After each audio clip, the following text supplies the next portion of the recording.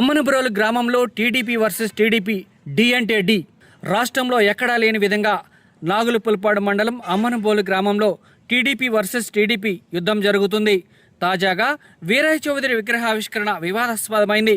తెలుగువారి ఆరాధ్య దైవమైన దేశంలోని రాజకీయాల్ని కొత్త పుంతలు తొక్కించిన మహానుభావుడు, తన పరిపాలనలో ఎన్నో సంస్కరణలు చేసిన మహనీయుడు ఎన్టీఆర్.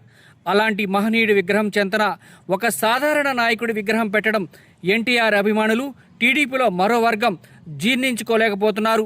మాజీ ఎమ్మెల్యే, మాజీ జడ్పీ చైర్మన్ ఈదర హరిబాబు నాయకత్వంలో మండలంలో ఎదిగిన తెలుగుదేశం పార్టీ వీరయ్య నాయకత్వంలో 2 గ్రూపులుగా తయారైంది. 2014 నుండి నాగులుపులపాడు మండలంలో తెలుగుదేశం పార్టీలో వీరయ్య వర్గం, వీరయ్యకు వ్యతిరేక మరో వర్గం పార్టీ నడిచింది.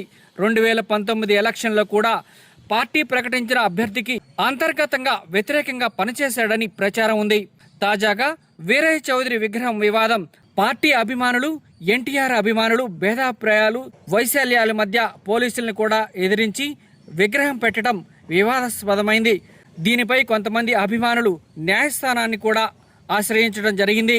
ఇంత జరుగుతున్న మండలంలోని ముఖ్య పదవిలో ఉన్న నాయకులు ఒక వర్గం సైడు ఉంటూ వీరయ్య చౌదరి వర్ధంతి రోజు జరిగిన కార్యక్రమంలో కొన్ని వివాదాస్పదమైన వ్యాఖ్యలు చేశారని, దీని కారణంగా రాబోయే రోజుల్లో పార్టీకి తీవ్ర నష్టం జరుగుతుందని, ఇప్పటికైనా నియోజకవర్గంలోని అధిష్టానం నివారణ చర్యలు తీసుకోవాలని అమ్మనపురోలు గ్రామంలోని టీడీపీ పాత సీనియర్ నాయకులు అంటున్నారు.